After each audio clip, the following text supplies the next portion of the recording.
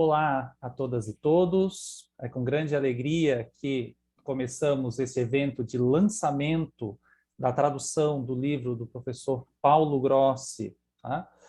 O Mundo das Terras Coletivas, Itinerários Jurídicos entre o Ontem e o Amanhã, lançado pela editora Contracorrente neste ano de 2021. Para esse evento, teremos a presença do próprio autor da obra, professor Paulo Grossi, como também das professoras Laura Beck Varela, Vanilda Honória dos Santos e do professor Arno Darri Júnior. Antes de começarmos o evento propriamente, cabe uma pequena apresentação de todos. O professor Paulo Grossi, apesar de dispensar apresentações, vale sempre recordar, professor emérito de História do Direito da Universidade de Florença, na Itália, presidente emérito da Corte Constitucional Italiana e também fundador do Centro Studi per la Storia del Pensiero Giuridico e também da revista Quaderni Fiorentini per la Storia del Pensiero Giuridico Moderno.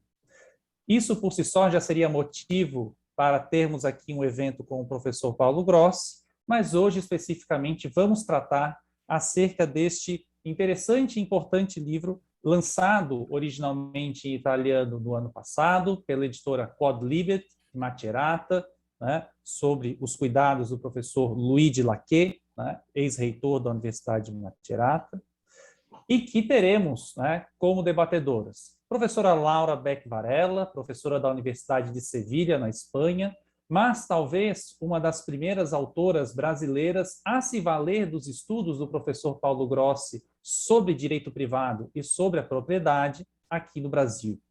Teremos também a professora Vanilda Honória dos Santos, ela que é filósofa e jurista e especialista em direito antidiscriminatório, bem como também direito quilombola.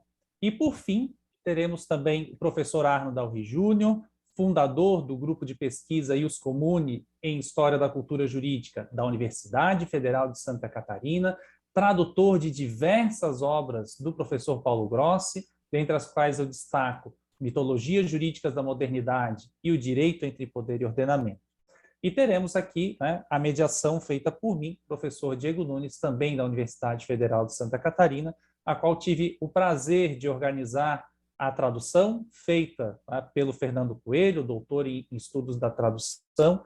Infelizmente não pôde se fazer presente ao debate por motivos de saúde, bem como também agradecer ao professor Rafael Valim, né, da editora Contracorrente, que proporcionou a possibilidade da publicação dessa obra em língua portuguesa. Antes de passar a palavra ao professor Paulo Grossi, uma brevíssima introdução acerca do contexto, tá, dessa obra e da importância da tradução dessa obra à língua portuguesa. Essa obra revela, ao mesmo tempo, um itinerário, seja pessoal como temático do professor Paulo Grossi. É um livro qual, em tom autobiográfico, o professor Paulo Grossi explica, através das suas relações pessoais, como ele lidou, nesses últimos 50 anos, com o tema da propriedade coletiva. De modo que, seja pela questão biográfica, mas também pela questão temática, é um livro muito interessante. E isso é importante falar que a questão da propriedade coletiva não é apenas uma questão antropológica, no sentido de ser um estudo de comunidades diferentes e estranhas. O que o professor Paulo Grossi justamente demonstra com essa obra é a importância deste tema das propriedades coletivas, ainda que no contexto, né, já do direito moderno, do direito que assume a propriedade privada como um dos seus cânones, como um dos seus direitos naturais, inatos, presentes nas declarações de direitos, nas constituições ocidentais, mas que a propriedade coletiva, ainda que cada vez mais colocada de modo subterrâneo pelo ordenamento jurídico, ainda se faz presente e a força dos fatos acaba trazendo que esse tema não possa ser ignorado, como o professor Paulo Grossi bem demonstra. O que nos leva a pensar na artificialidade do direito, né, nas já bem tratadas mitologias jurídicas da modernidade. E com o professor Gross, nós também podemos falar não apenas em propriedade, ou seja, assumindo a propriedade como a única forma de possuir, mas de propriedades, que não se confundem meramente com as designações de direitos reais, que nós também bem conhecemos da forma código, que muitas das vezes mascaram e impedem a manifestação de outras formas de possuir. Percebe-se, portanto, que é um tema fundamental para o Brasil, justamente porque, seja do flanco dos estudos de história do direito privado, que se desenvolvem aqui no Brasil, mas seja também pela realidade fática do Brasil, especialmente pensando nas comunidades originárias indígenas e nas comunidades tradicionais como as quilombolas, nós estamos diante de um grande estímulo para podermos pensar essas formas de possuir não apenas como outras formas ou simples direitos reais, mas como manifestações da própria propriedade. Tá? E que, mesmo diante desse direito moderno, fazem sentido, devem ser estudadas. Portanto, né, argumentos como o do mero usufruto, o do marco temporal, tão presentes na já encerrada discussão acerca dos quilombolas e na atualmente em movimento discussão sobre as terras indígenas no nosso Supremo Tribunal Federal, nossa Corte Constitucional, pensamos que essa discussão tem muitos estímulos para trazer a nós brasileiros. Isso sem falar, como também muito bem apresenta o professor Paulo Grossi, a relevância da propriedade coletiva para o regime de tutela e defesa do direito ambiental. Então, todo esse conjunto de questões torna essa obra não apenas interessante e relevante, mas atualíssima para o público brasileiro. A ponto de nós podermos, inclusive, fazermos reflexões outras, né, acerca do próprio caráter do estatuto do nosso direito. De um direito que não mais pode ser visto, né, pela forma hierárquica piramidal kelseniana, mas que deve ser visto, sim, de acordo com as perspectivas multiordenamentais. Estudos inaugurados por Santi Romano e muito bem já trabalhados por professor Paulo Grossi, bem como por tantos outros juristas no Brasil, como, por exemplo, o próprio professor Arno Dalry. Então, nesse sentido, sem mais delongas, passo imediatamente a palavra ao professor Paulo Grossi para que ele possa fazer a sua saudação inicial. Grazie tanto, professor Paulo Grossi. A parola è con lei. Grazie a te, carissimo. Intanto permetti che ripeta quello che informalmente ho detto a voi qualche minuto fa.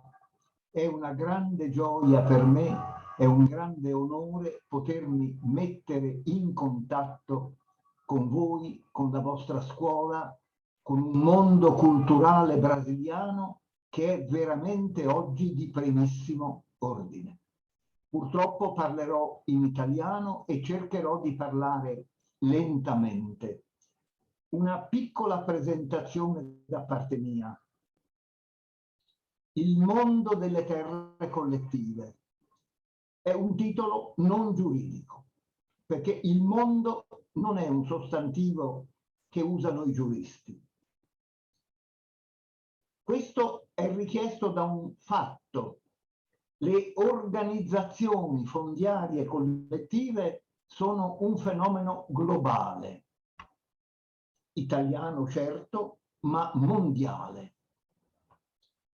Senza dubbio sono realtà intrise di diritto, ma che hanno una origine da una visione particolare del rapporto uomo-terra. Un rapporto uomo-terra che è non solo diverso, ma opposto a quello dominante nell'età moderna e ancora oggi il più diffuso anche nelle zone di quello che è stato il collettivismo di Stato sovietico e cinese.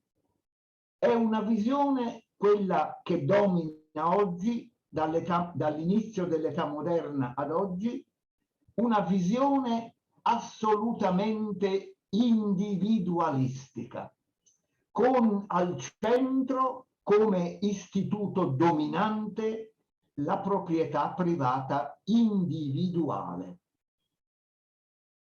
Aggiungo, una proprietà individuata come potere del singolo proprietario, potere del singolo sulla cosa. Nelle organizzazioni fondiarie collettive c'è una antropologia diversa. Due primati spiccano: il primato della comunità sul singolo, il primato della cosa madre di tutte, la terra, sui singoli operatori. Qui la terra è ritenuta una realtà vivente che deve essere amata e rispettata nelle sue regole perenni, eterne, proprio perché la terra è la fonte di sopravvivenza del genere umano. Quindi occorre tutela dell'ambiente, occorre una perfetta armonia tra lavoro umano e natura delle cose. Primato della comunità, o meglio, una catena, una cadeia di comunità che ha ricevuto la terra dos antepassados ed è tenuta a consegnare quella terra ai filios y netos. Siamo di fronte, caro Diego, non ad un antropocentrismo, ma ad un reicentrismo, cioè centralità della res, della cosa nella lingua latina, della cosa mae. Da qui un mondo sociale e giuridico separato, alieno, diverso da quello ufficiale della civiltà borghese. Un mondo che sul piano della teoria del diritto è bene espresso dall'essere queste realtà giuridiche, questi assetti fondiari collettivi, degli ordinamenti giuridici primari. Primari, cioè originari, che non derivano da nessun altro, al pari degli stati. È questo il significato del mio libretto, che vuole parlare anche ai non giuristi, anche se è scritto da un giurista. Non si tratta di piccoli problemi giuridici, si tratta di scelte di fondo che hanno le loro radici più in là delle forme giuridiche, e cioè negli strati profondi del sociale, dell'etico, del culturale. Grazie tanto. Grazie tanto, professor Grossi. Muito obrigado. Passamos então agora para a sessão de perguntas, a qual eu tenho o prazer de iniciar com a professora Laura Beck Varela, da Universidade de Sevilha, na Espanha. Molto bene. Muito obrigada. Muito obrigada. Agradeço muito, professor Diego Nunes, pela apresentação, pelo convite. É uma honra estar aqui, ter essa oportunidade de acompanhar, de escutar o professor Grossi. O professor Grossi, a nossa dívida como historiadores do direito é antidorale, né? Nunca será suficiente agradecer, lembrar o que a obra do professor Grossi significa para todos nós.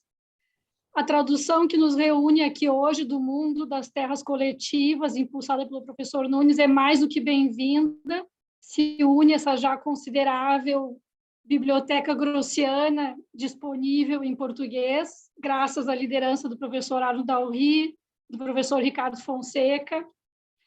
A primeira vez que escutei o professor Grossi, me permite, foi em Porto Alegre, nos anos 90, quando era estudante de Direito, e a professora Judite Martins Costa tinha organizado um evento, e desde então, como para tantos leitores e leitoras, as obras do professor Grossi se tornaram um guia constante, um itinerário metodológico, cultural, para pensar no meu caso, as Sesmarias, né, meu primeiro trabalho, a história das propriedades no direito brasileiro e a nossa disciplina como um todo. Né?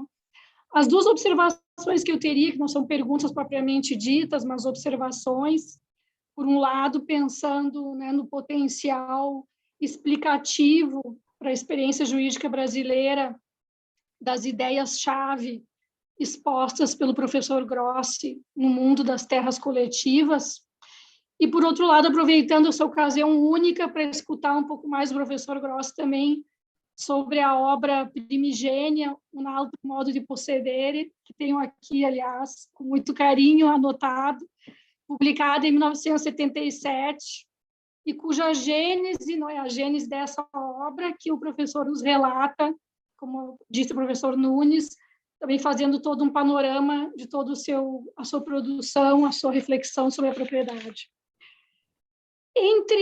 Me chamou a atenção e foi muito grato ler como entre Um Altro Modo de Procedere e o mundo das terras coletivas, o balanço do autor é positivo, é otimista.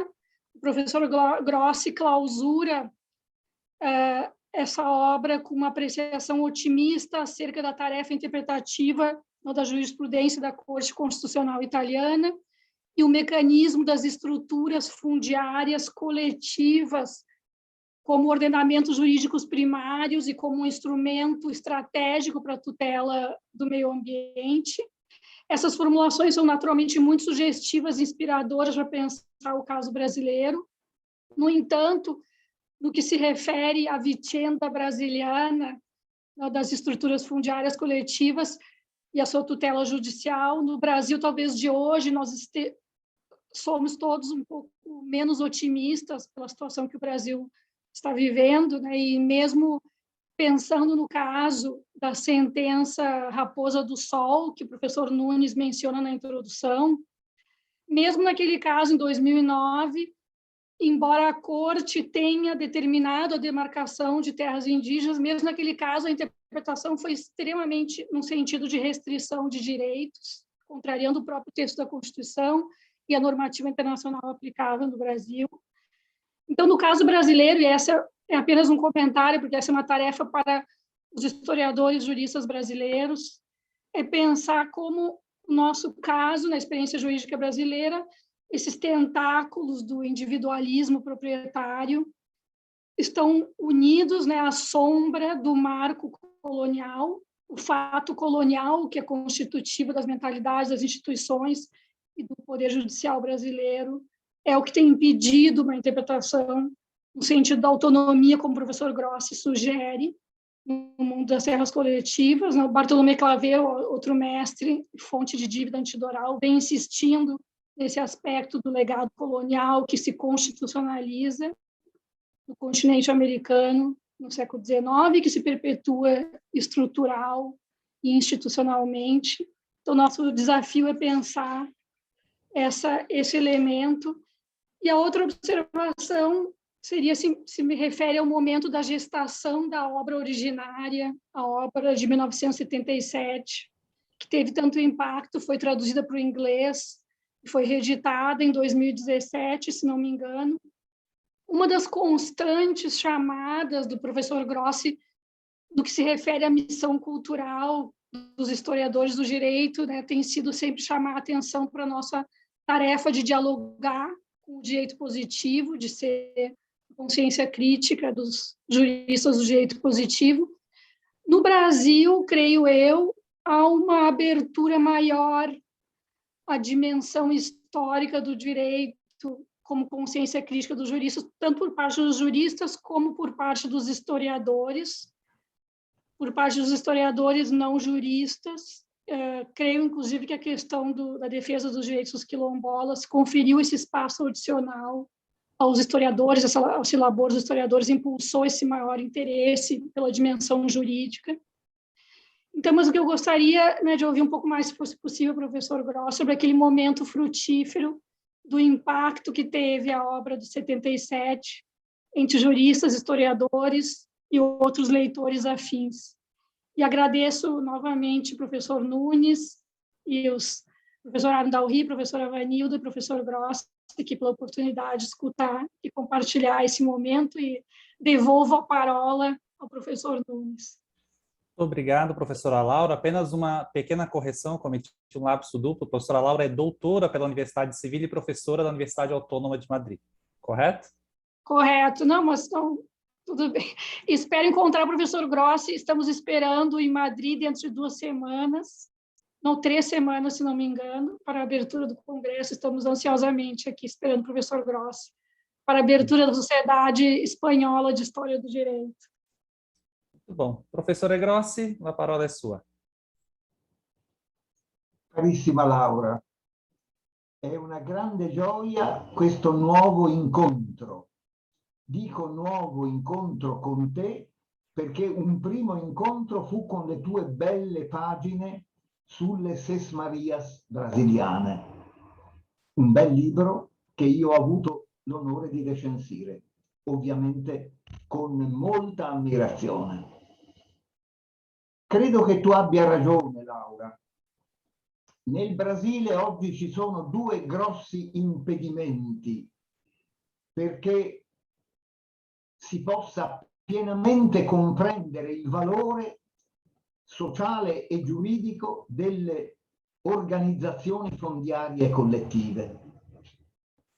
C'è una antropologia proprietaria unita a una residua forma mentis colonialistica, come tu hai detto bene nella tua domanda. Oggi vorrei aggiungere io, non voi, c'è anche una visione dispotica del potere da parte dell'attuale presidente. La soluzione etnologicamente, socialmente, ma anche giuridicamente corretta è la scelta ultima a cui facevo riferimento nella mia presentazione del legislatore italiano. Quando nel 2017, 4 anni fa, dimenticando di essere stato il persecutore delle proprietà collettive per 150 anni, ha emesso la legge numero 168, novembre del 2017, in cui le organizzazioni fondiarie collettive sono qualificate come ordinamenti giuridici primari, non sottoposti allo Stato, ma sottoposti soltanto alla Costituzione, ai suoi valori, ai suoi principi.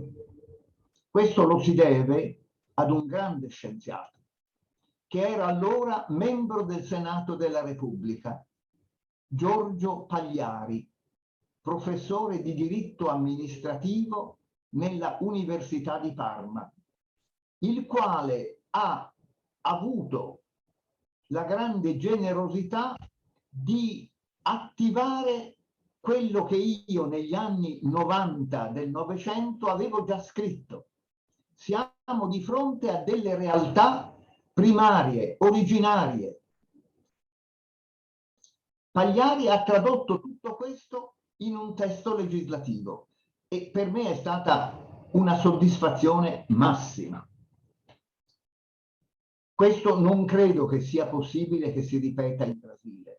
Da noi c'è stata questa congiunzione, Pagliari, professore, scienziato, dentro il Parlamento, e un momento in cui c'era simpatia per queste proprietà collettive. Avevamo riscoperto il loro valore sul piano della tutela ambientale.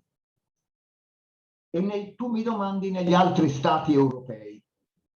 Ecco, io ho notato negli ultimi anni un interesse per i miei scritti da parte di studiosi belgi, del Belgio, studiosi dello environnement, come dicono loro, ambiente.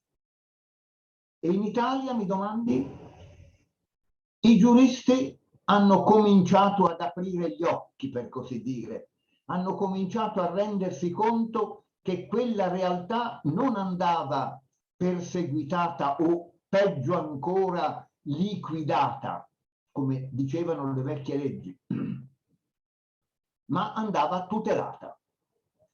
Ecco, se trovo dei personaggi che non sono molto sensibili a questo problema, è quello degli storici generali.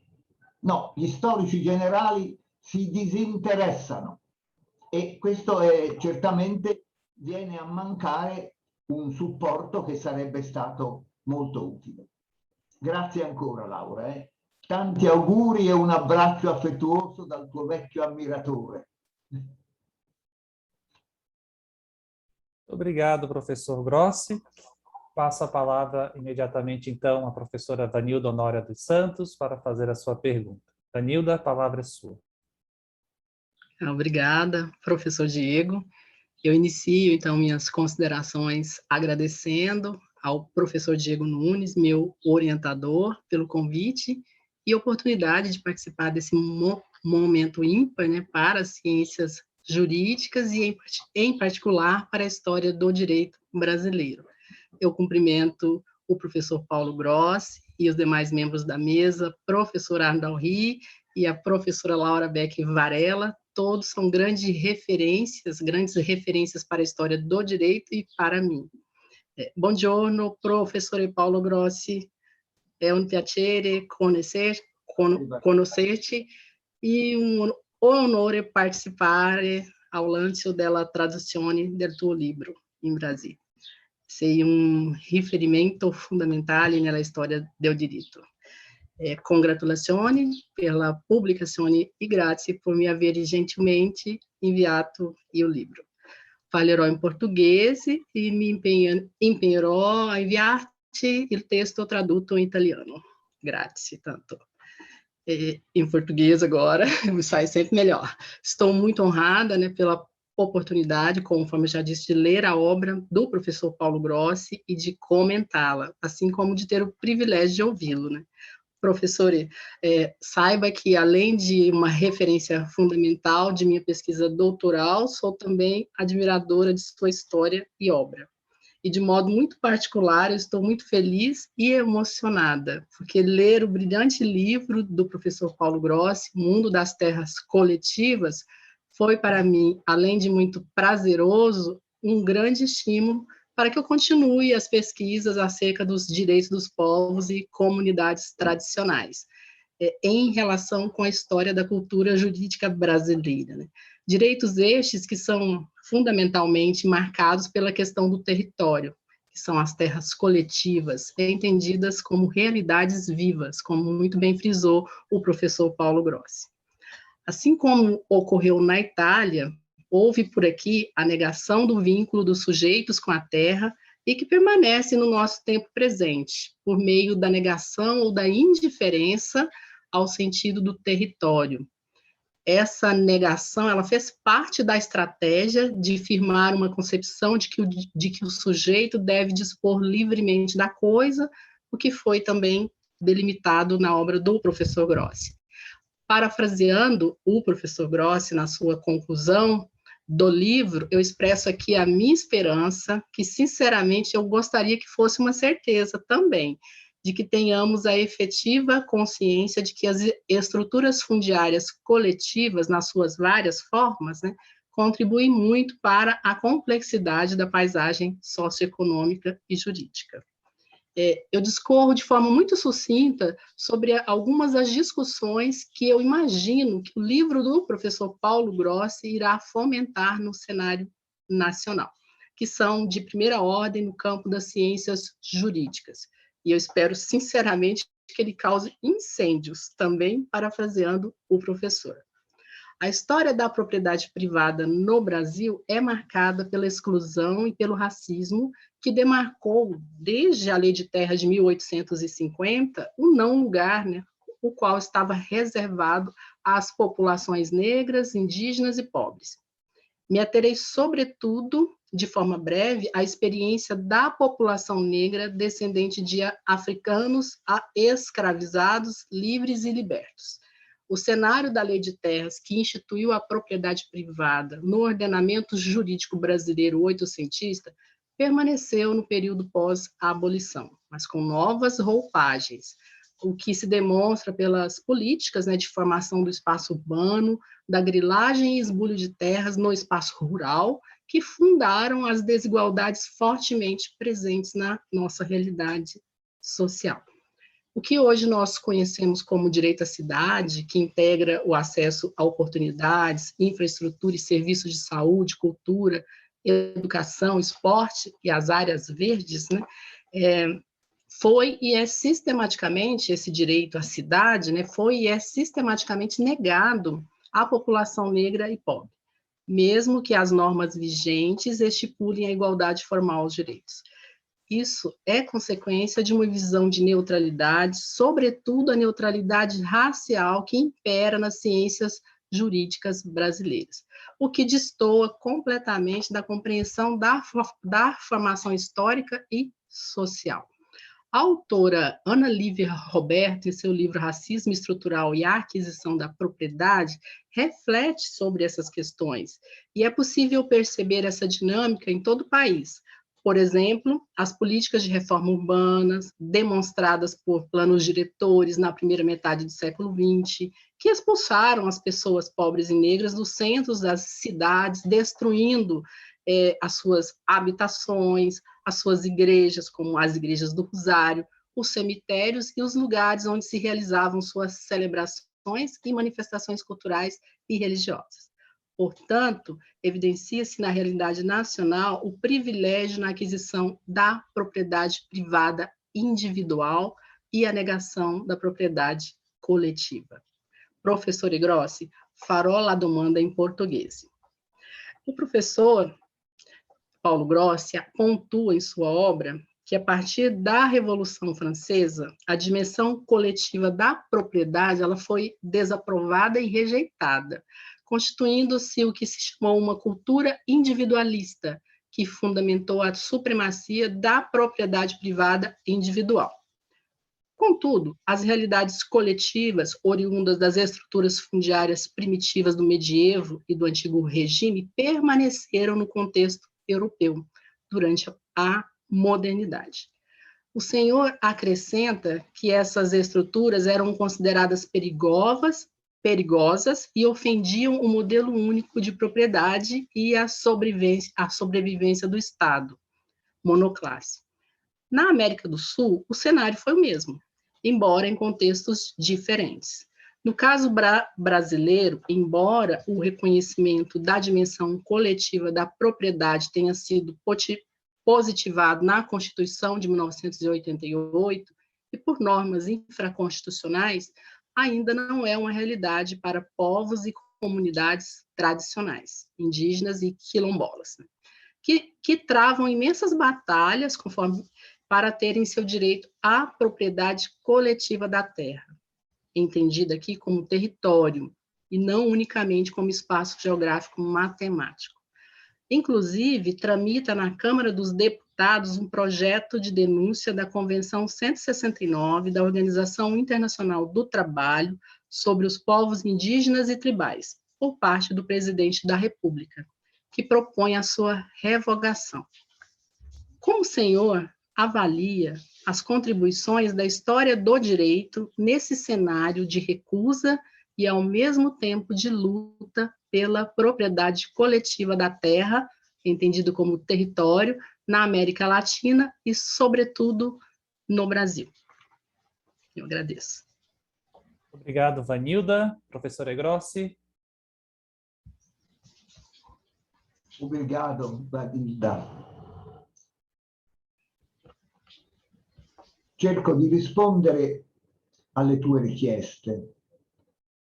Ecco, in Italia si deve molto agli storici del diritto o a giuristi che hanno avuto e hanno una visione storicistica del diritto. Ti faccio un solo grande esempio. Un professore di diritto civile, un professore originario di Trieste, Giacomo Venezian, il quale, salendo la cattedra della Università di Camerino nel 1887, siamo nel pieno dell'età borghese, nel pieno dell'individualismo proprietario fondiario e non fondiario. Ecco, Venezian dedica il suo discorso inaugurale a questo tema. Reliquie, cioè cosa resta della proprietà collettiva in Italia. E ci dice: questo che resta delle proprietà collettive è solo ciò che non è stato espropriato dallo Stato, oppure addirittura se ne sono appropriati i grandi latifondisti privati. Venezian capisce che in queste proprietà collettive c'è un seme fertile. E penso poi ad una persona a cui io ero molto legato, il professor Bolla, professore di diritto agrario, il quale fonda nel 1922 la prima, e allora anche unica per tanto tempo, rivista di diritto agrario. Ecco, quando abbiamo dei giuristi e degli storici del diritto che hanno ben chiara la validità della storicità del diritto, allora la comprensione è facile.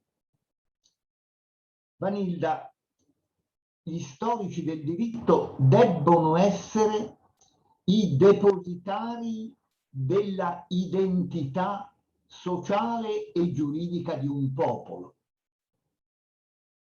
Ecco, ricordo con un po' di amarezza il mio primo incontro con la realtà brasiliana, 1972-73, mio primo viaggio a Porto Alegre, Rio Grande do Sul. Era il deserto. In che senso? Non c'era nessuno che insegnava la storia del diritto e che studiava la storia del diritto. C'era solo qualche professore di diritto romano, ma privo di fondazioni culturali. Allora, in quel momento, c'era un deserto nel Brasile, deserto culturale, ma oggi la situazione è molto cambiata. Oggi abbiamo due grandi scuole storico-giuridiche, una che fa capo alla tua Università di Santa Catarina, Florianopolis, e l'altra alla Università del Paraná a Curitiba. Ecco, io credo che oggi voi potete contare su un numero di storici del diritto che si assumono questo compito, questo dovere. Voi siete i depositari della identità sociale e culturale del popolo brasiliano. Assumetevi questo compito nell'ambito delle vostre facoltà di giurisprudenza. Grazie tante, Vanilda. Muito obrigado, professor Grossi. Passamos então à última rodada de perguntas com o professor Arno Dalry Júnior. Professor Arno, a palavra é sua. Muito obrigado, professor Diego. Para mim é um prazer imenso poder novamente compartilhar a mesa com o professor Paulo Grossi, com o professor Diego, que é alguém que trabalha comigo há muitos anos e que sempre foi uma ponte a mais com o professor Grossi em Florença, trabalhando os mesmos temas, trabalhando as mesmas pesquisas, vivendo cotidianamente o pensamento e a obra do professor Grossi. Não tem dia que a gente não abra mitologias, não abra a ordem jurídica medieval, não abra os escritos do professor Grossi, alguns que nós traduzimos, outros que estão ainda em italiano, em outras línguas, e que fazem parte desse nosso cotidiano, esse nosso laboratório, essa nossa caldeirão em efervescência que a gente tem aqui na UFSC, se valendo daquilo que o professor Grossi trouxe, contribuiu, e também dos autores que ele nos presenteou. E aqui eu falo de Santi Romano, que é uma base de todo o nosso pensamento e que foi o professor Grossi que nos deu de presente, praticamente, assim como o Giuseppe Capograssi, assim como o Giuseppe Calasso, Francesco Calasso e outros autores também que vieram através das mãos do professor Grossi, que ele não falou na fala dele, né? O professor Grossi tem sempre, mesmo tendo atingido esse ápice, essa posição de oráculo, ele não falou, mas a ciência, a história do direito no Brasil sofreu uma revolução a partir do momento que ele chegou aqui. Em um texto que eu publiquei num livro publicado pelo professor Bernardo Sordi, uns anos atrás, que era justamente sobre a experiência dos quaderni fiorentini, eu expliquei como a historiografia jurídica brasileira passou por uma verdadeira revolução a partir do momento que o professor Grossi passou aqui. O professor Grossi fala em 1972, a primeira vez, e aqui é muito interessante, porque o momento que ele entra em 72 é pela mão dos civilistas. Clóvis Couto e Silva, que é o avô acadêmico da professora Laura Beck Varela, se eu não me engano, que foi o professor da professora Judite, que foi a professora da professora Laura. Clóvis Couto e Silva foi um dos primeiros nomes a trazer o professor Grossi justamente para estudar direito privado, para apresentar essas experiências que se teve na Itália no âmbito da propriedade e do direito privado. E que depois, quando o professor Grossi retorna ao Brasil, e aqui nós já estamos no início do século XXI, ele retorna num outro âmbito, que é aquele o qual, seja eu, seja o professor Ricardo Fonseca, nos fascinamos quando encontramos a obra dele, a crítica à modernidade jurídica. Então, são dois momentos e duas contribuições do professor Grossi, que hoje o professor Diego, nessa discussão, trazendo inclusive a professora Laura Beck Varela, que descende daquele primeiro momento do professor Grossi, consegue reavivar na nossa academia. Então, por um lado, essa visão do direito privado do ponto de vista histórico, que o professor Grossi nos traz, sempre salientando a questão da propriedade coletiva, e do outro, a crítica feroz, a crítica contundente à modernidade jurídica, que daí foi o tema que eu e o Ricardo Fonseca nos fascinamos, e eu traduzindo a mitologia jurídicas da modernidade, num primeiro momento, e depois o Ricardo Fonseca, que passou um ano com o professor Grossi em Florença, traduzindo outros textos, inclusive fazendo a revisão final da ordem jurídica medieval, onde é presente esse espírito iconoclasta do professor Grossi, e é uma iconoclastia onde a gente sente Santi Romano na crítica também à modernidade, sente Capograssi também na crítica à modernidade. Então, esse evento que o professor Diego hoje nos brinda, ele consegue juntar dois momentos da presença do professor Grossi. Eu me lembro em 2004, quando o professor Grossi esteve em Florianópolis pela primeira vez. O professor Diego era meu aluno na graduação, na época, era o meu terror em sala de aula, eu morria de medo de entrar em sala de aula, porque o professor Diego fazia sempre as perguntas mais difíceis e mais complexas. Em 2004, eu e o professor Grossi caminhávamos no Jurerê, na fortaleza de São José da Ponta Grossa, e o professor Grossi me disse o seguinte: Arno, eu vim aqui, eu estou dando tudo, colocando à disposição de vocês todo o instrumental teórico que eu tenho, toda a nossa experiência em Florença, eu estou vendo que Florianópolis é promissor, mas eu acho que outros nomes deveriam vir aqui também. E daí, novamente, a generosidade do professor Grossi. Ele olhou para mim lá e disse: Antônio Manuel Espanha, você tem que trazê-lo aqui, você tem que trazer. O professor Espanha, até ali, tinha estado na Universidade de São Paulo e na Universidade de Minas Gerais com os historiadores na Faculdade de História. A circulação dele no mundo jurídico era mínima no Brasil. E o professor Grossi me disse: Arno, isso era abril ou maio de 2004, traga o Espanha aqui o mais rápido possível, porque a contribuição que ele pode dar é importante e é algo que pode se congraçar com aquilo que a gente está fazendo, com o que você está pensando. E em novembro de 2004, nós já tínhamos trazido o Espanha para cá também. Por esse apoio, esse entusiasmo, essa indicação do professor Grossi. E depois tivemos Paulo Capellini, tivemos Pietro Costa, tivemos Giovanni Cazzetta, tivemos Massimo Meccarelli, já a segunda geração da escola de Florença, veio Luigi Laquet, ainda há algum tempo aqui conosco. Então, praticamente, Florianópolis passa por uma revolução, né? Nós, na época, tínhamos como catedrático de História do Direito o professor Volkmer, que vem de uma outra linha teórica, mas o professor Volkmer nos acompanhou entusiasmado a cada momento, em cada situação, nessa grande transformação que a gente teve, nessa grande efervescência que o professor Grossi nos patrocinou. Então, para mim, é um prazer imenso estar aqui com ele novamente, estar aqui com ele, estar aqui com o professor Diego, estar aqui com a Vanilda, que já é a terceira geração de Florianópolis e que talvez seja a quinta geração de historiadores do direito que vem da escola fiorentina aí em Florianópolis, né? Com a professora Laura, que vem dessa outra experiência de Porto Alegre, através do Clóvis Couto e Silva, através da professora Judite Martins Costa. Então, é um momento de celebração para mim, que eu fico muito contente de estar aqui. A pergunta que eu trago para o professor Grossi vai justamente na linha dessas coisas todas que eu falei.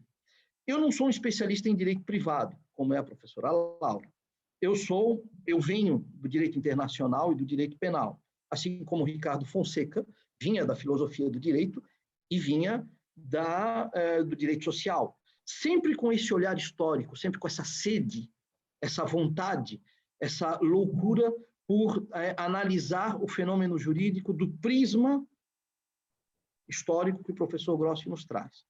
Mas nós sempre nos apegamos, em todas as nossas leituras, em toda a nossa produção, e nas nossas traduções, são mais de 30 artigos do professor Grossi traduzidos no Brasil, a grande maioria por mim, pelo Ricardo Fonseca, pelo Diego Nunes, pelo Ricardo Zontag, em Minas Gerais, e as obras que a gente traduziu foram sempre na linha da crítica à modernidade, crítica ao absolutismo jurídico, resgatar, retirar de todos os preconceitos que a modernidade lançou à Idade Média, a experiência jurídica medieval, e tentar reabilitar aquilo que ainda pode ser interessante para a nossa experiência. Tudo isso que nós fizemos foi nessa linha.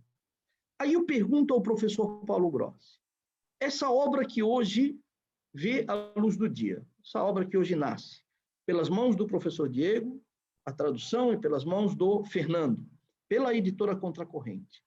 Ela vem ao mundo pelas mãos de quem trabalha essa crítica à modernidade, no caso do professor Diego, mais pelo penal, mas ela se reencontra com esse primeiro momento do professor Grossi no Brasil.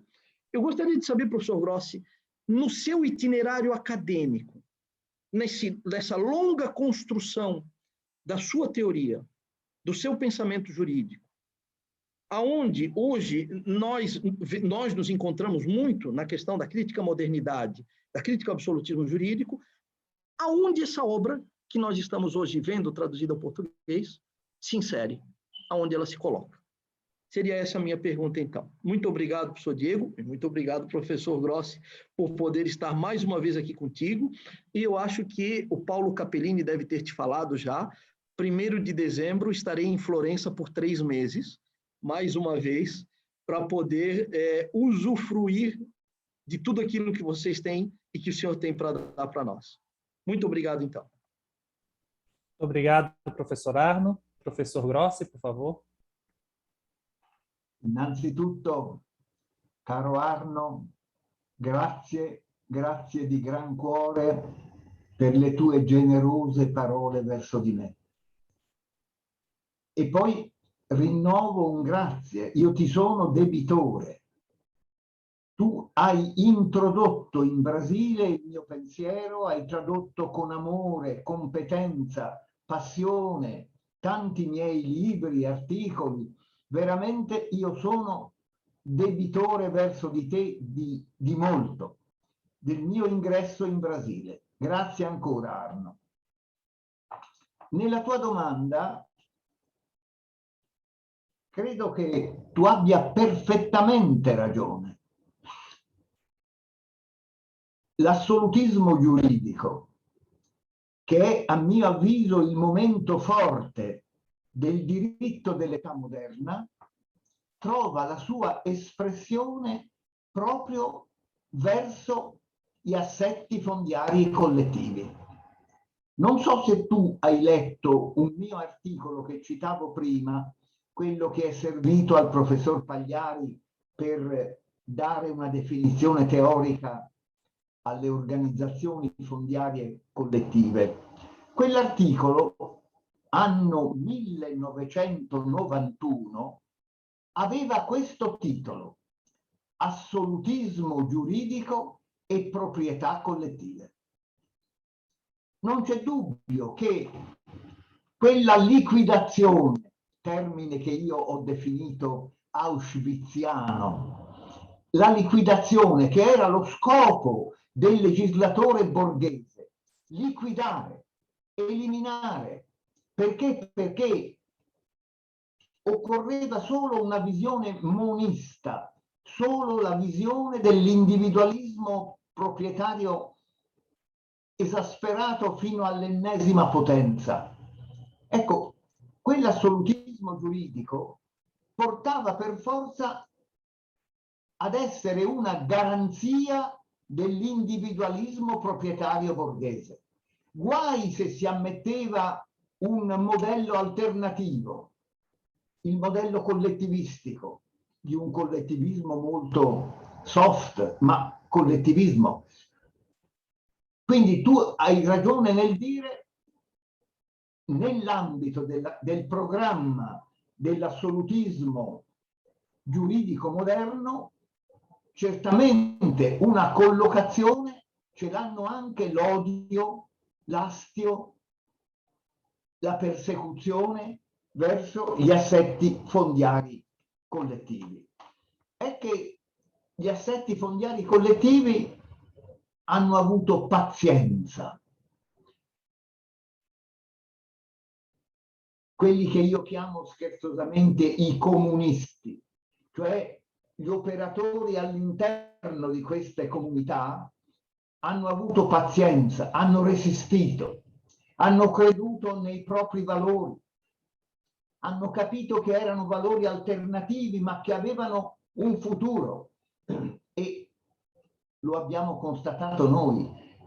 Io, per esempio, all'interno della Corte Costituzionale ho potuto, come presidente, varare 3 sentenze, tutte di cui non ero certo relatore io, ma io presidente guidavo il collegio. Erano sentenze che hanno rimesso a posto proprio tutta una serie di nodi, ha sciolto determinati nodi. Oggi, grazie alla legge Pagliari, noi abbiamo una situazione in cui il legislatore stesso si è fatto tutelatore di queste realtà aliene. C'è un pluralismo giuridico che noi dobbiamo perseguire, anche perché il pluralismo giuridico realizza qualcosa di autenticamente democratico.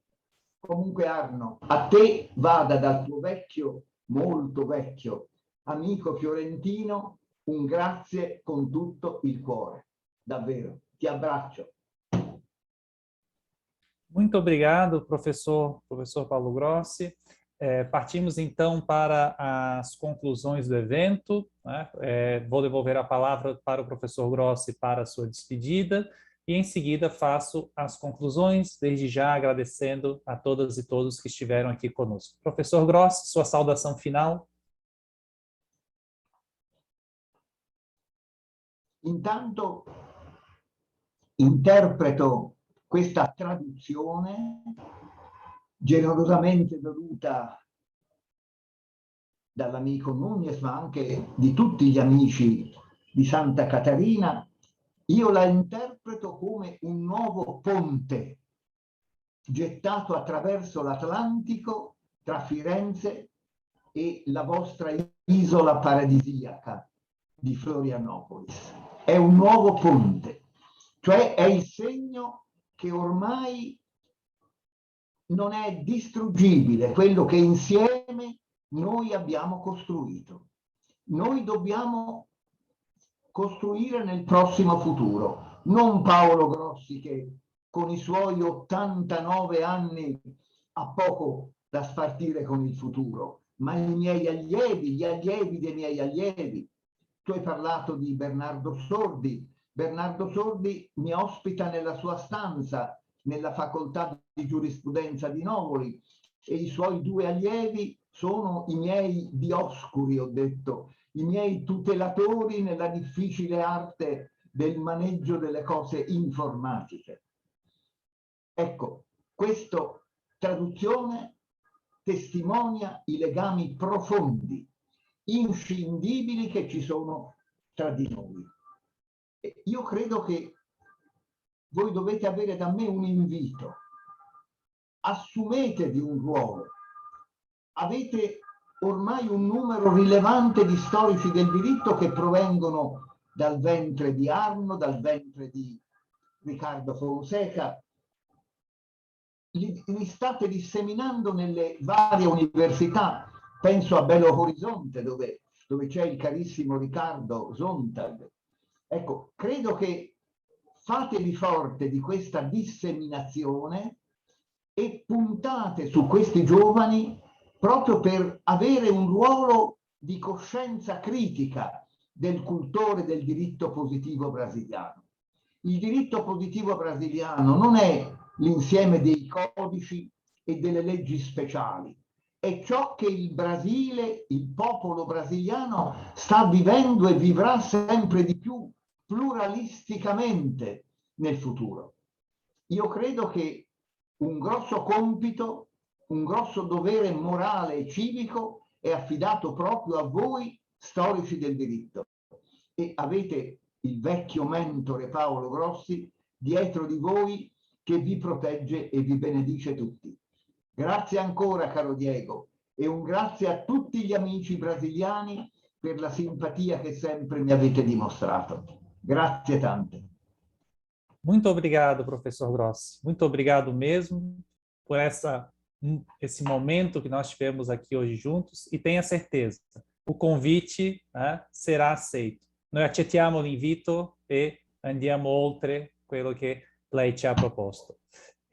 Com essas palavras, eu lembro mais uma vez a todos que nos assistem que o livro do professor Paulo Grossi já está disponível à venda no site da editora Contracorrente, também nas livrarias. Aproveitando que pelo site o livro se encontra em oferta por conta do lançamento, tendo em vista o nosso evento de hoje, convido todos a ler, em uma coleção muito interessante, que já conta agora, além do texto do professor Grossi, também com o texto do professor Michael Stolas, recentemente falecido, e que mostra a força que a história do direito ganha cada vez mais aqui no Brasil. Agradecemos à editora Contracorrente por ter não só aceitado a publicação do livro, mas também a realização desse evento, mostrando-se como uma casa editora de vanguarda aqui no Brasil. E, claro, agradeço mais uma vez ao professor Paulo Grossi, como também professora Laura Beck Varela, professora Vanilda Honória dos Santos e professor Arno Dalry por essa ótima conversa. Fica o convite para a leitura do livro, e nos encontramos em uma outra ocasião. Muito obrigado a todos. Até mais. Obrigado.